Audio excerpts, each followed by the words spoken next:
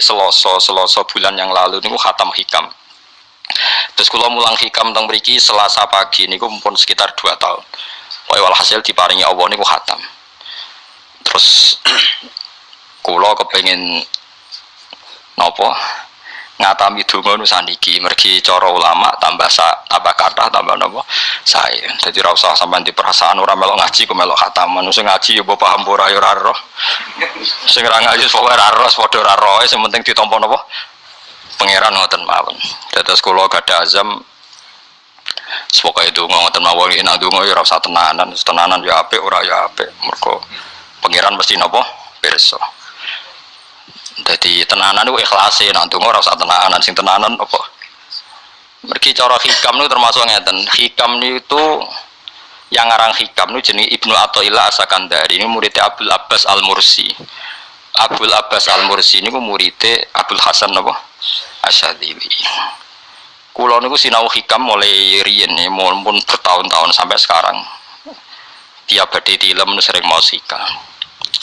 Jadi hikam termasuk madzhab ngeten. Tapi aja nut kados tiyang sing ora tau mlebu masjid wae aja nut iku wali. Nah kowe gawe-gawe. Nah kowe nglakoni ngono ben dadi wali wae ora mutu niku mboten alami. Hikam itu kalau berdoa itu sekali. Kula nu nate umroh 2009, terus haji 2013. Terus kemarin kula umroh malih tahun kemarin, baru ruwah kemarin. Niku kadang-kadang berkali-kali kalau itikaf teng multazam, tapi ora tau sida donga sampai sakniki.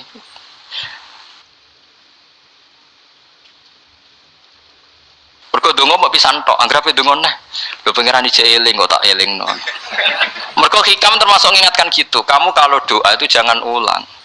Karena yunabbahu iku man yajuzu alil ikhfal, yang boleh diingatkan hanya orang yang mungkin lupa. Allah ora bakal lali kok mbok elingno. Dadi kula anggere ning ngarepe multazam pe donga. Lho donga aku wingi pangeran eling. Ya wis ra sida donga. Ku anggere donga neh, tapi ndak gawe-gawe lho, saya asli, maksudnya asli.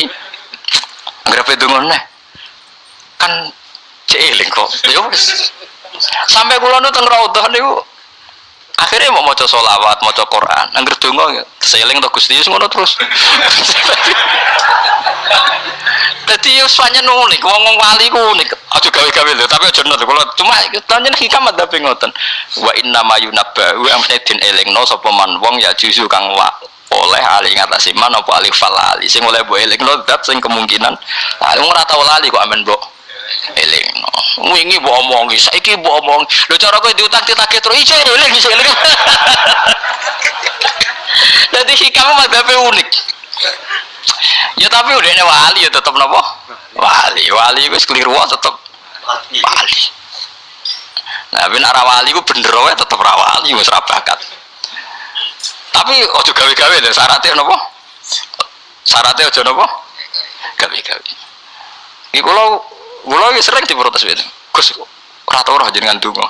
Jare sapa ora donga wingi situ. Kok ora donga nah jeling. Kadang kula yang ngrasa dosa tapi piye kadang teng ati ngoten ya akhire ya ora roh. Pokoke aku anggere pengen donga ya donga, ben ora ya ora. Pas donga ya anut wali, pas ora ya anut wali. Kadang bener. Dadi pas donga ya bener, pas ora ya bener. Tapi itu memang sebagian madzhab beliau. Jadi ini nanti saya bacakan hikam dua kata mutiara terus donga, supaya donga sampean donga, supaya donga. Piye-piye kita gadah sanad madhab yang diakui termasuk Thariqah Mu'tabarah selain Naqsabandiyah, Qadiriyah, napa Sadiliyah. Lah Sadiliyah itu ya hikam niku meneh mergo hikam sing aran Abdul Abbas Al-Mursi murid Abil Hasan napa Asyadzili. Sehingga orang tahu madhab Sadiliyah ya lewat kitab napa hikam. Makanya kitab-kitab apa saja generasi setelah beliau itu gak bisa lepas dari kitab napa hikam. Sampai darani hikam atau iya, madhabe napa atau iya, mergo atau iya iku maknane sing aran napa Ibnu Athaillah disebut hikam atau iya. Itu beliau sebetulnya ya ada orang alim yang butuh mikir jelimet ke boten. Ya wong waras wonten mau. Misalnya orang waras begini, pancen wong waras itu beda ora waras pancen. Misalnya gini, saya ngambil uangnya Mustafa tanpa pamit boleh ndak? Ndak boleh kan? Terus beliau membuat makalah gini, kalau aja hafal. Mana aka antat da'iyya mimma lil makhlukin. Allah itu mencegah kamu, melarang kamu mengklaim barang yang tidak milik kamu. Padahal sama-sama miliknya makhluk.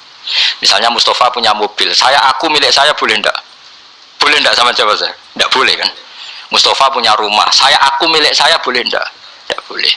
Kalau mengaku miliknya orang sama-sama makhluk saja ndak boleh, apalagi kamu ngaku-ngaku hal yang milik Allah. Misalnya sifat menentukan nasib itu milik siapa? Allah. Menentukan su'ul khotimah atau husnul khotimah itu milik siapa? Kamu tidak boleh. Misalnya gedeng orang, wong ngono iku mesti su'ul khotimah. Lho sing nentukan itu milik Allah. Wong ngaku barange wonge ora oleh apa meneh ngaku sing hake Allah Subhanahu wa taala. Jadi sebetulnya nak ngendikan ya normal saja. Artinya ijtihad itu kan normal, tidak perlu orang pinter banget. Tapi sing roh itu wong waras ngono asline.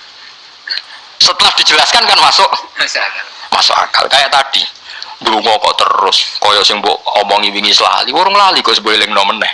Kan masuk akal.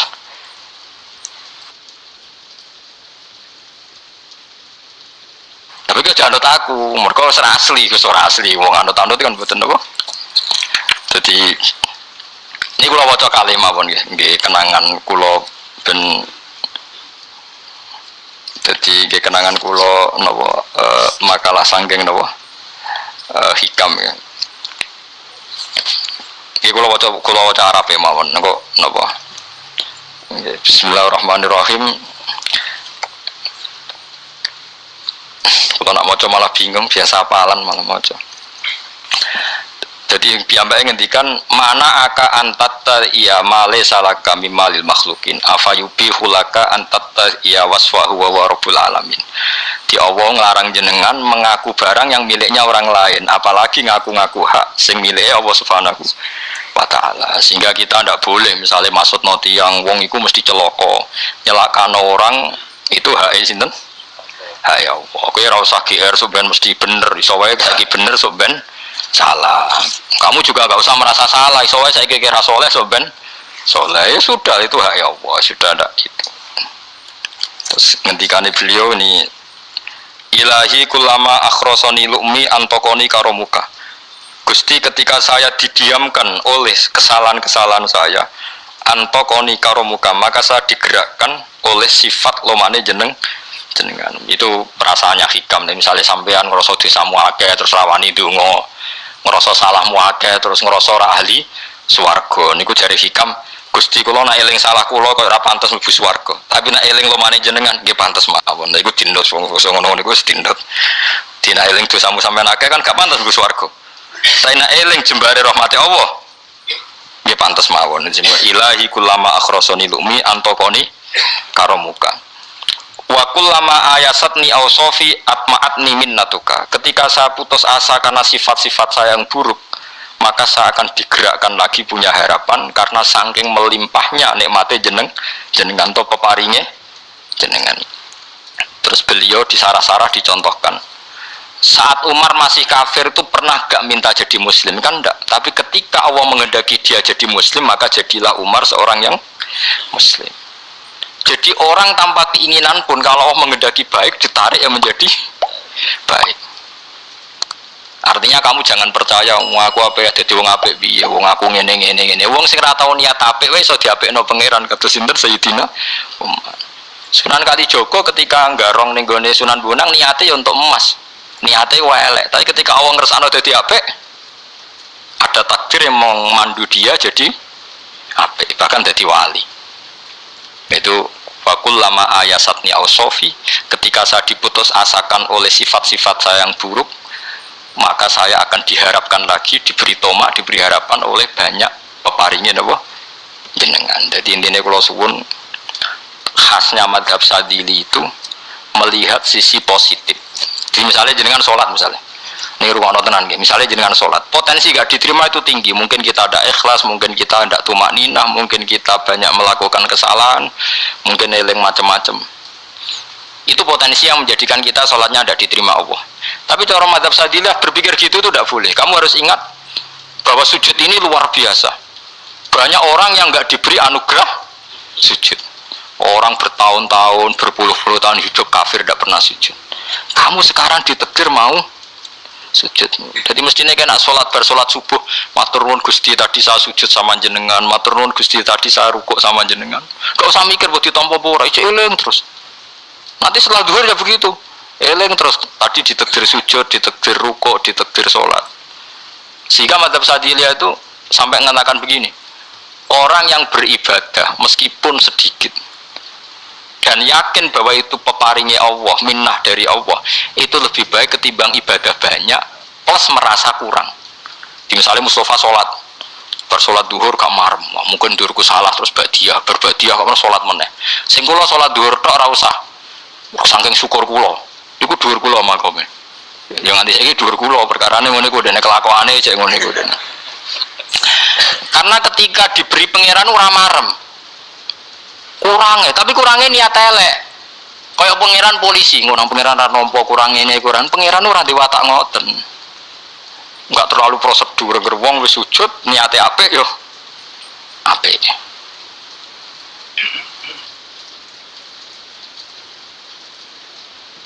Ya mulane kula nate debat mbek jenengan kula kan bolak-balik cerita. Sampai nak sujud itu untuk menjadi sah itu kan bathuk, tangan loro, dengkul loro, jelamaan loro, sehingga harus sujud pada 7 anggota. Jadi menurut madzhab yang asoh kalau sujud itu harus 7 anggota. Tapi ada ulama yang mengatakan cukup bathuk tok ambek sikil. Angger wis ngene jenenge sujud. Alasan ulama ini masuk akal. Saiki nak diwalik. Ana Zaid yang muslim. Bathuke ditemplekno bumi niat sujud ning berhala. Hukumnya kafir ta ora? Enggak jawab ya, kafir kan? Iku syaratnya anggota pitu apa asal bathuke nemplek? Mulane jari ulama sing kaul sani. Lah iya nggo murtad ora usah syarat kok nggo bener. Syarat. Lah iya sing digo murtad ora usah syarat kok sing sujud go pangeran. Syarat. Wis syarat. Nah ngono ora usah syarat anggere ngono ya jenenge sujud. Buktine wis sanggo dadekno murtad. Yo ulama yo macam-macam. Mana kau jangan aku ilmune sakit. Artinya sampean ra kudu anut mazhabku. Maksudnya mergo kula lah ya sadar sebagian mazhab saya itu masalah bagi Anda. Tapi saya ikut Anda lebih masalah kan. Opo kok ora roh? Maksudnya kan gak jelas. Acuannya hukum ndak jelas. Ya karena tadi kamu sekolah di Australia, di Amerika, wong kok kancanan wong kafir. Tapi barokahnya anak-anak yang sekolah di sana, yang kerja di sana, akhirnya di Amerika ada masjid. Di Australia itu barokahnya mahasiswa, pekerja, orang kedonyan macam. Sekarang orang kedonyan di Taiwan, di Korea bikin komunitas masjid. Ya, akhirnya di bumi Allah di sana ada yang sujud. Ya itu nyata. Meskipun teori Anda juga nyata, sebagian mungkin katut widoan yang kono katut macam-macam. Sama-samanya ya sudah kita berpendapat ya seperti itu. Wa alam yes, ya mungkin naik HP, mungkin naik orang. Wa alam supaya dongo supaya HP. Tapi kan kita tidak satu arah karena ngendikan ya seperti gejolokannya Allah dengan Nabi Ibrahim itu kan kelihatan. Malaikat Israel berjabut Nabi Ibrahim. Nabi Ibrahim gak terima, gak iso Israel. Aku kekasih pangeran. Mosok dipateni. Hal ra'aital khalil yumitu khalilah. Ono kekasih mateni kekasih, mesti keliru perintahmu Israel. Semuni ngono Nabi Ibrahim, kowe tetep pateni. Cara Israel wis menarik. Akhirnya balik teng pangeran Gusti, amartani ila abdin la yuridul mauta wa yaqulu hal ra'aital khalil yumitu khalilah. Ya Allah, engkau memerintahkan saya pada hamba yang enggak ingin mati. Dia bilang masa ada kekasih membunuh kekasihnya. Cara Israel masuk akal, iso mikir juga Israel. Cara dene masuk akal. Jawab Allah ini. Qullahu jari, katakan pada Ibrahim, hal ra'aital khalil yakrahu ayyal khalilah. Ibrahim kandhani, ana tak kekasih tapi ra siap ketemu sing dikasih. Artinya kalau tidak berani mati berarti ra siap ketemu. Jadi bilang ke Ibrahim, apakah ada kekasih yang enggak siap ketemu kekasihnya? Dia malah Israel marah Ibrahim.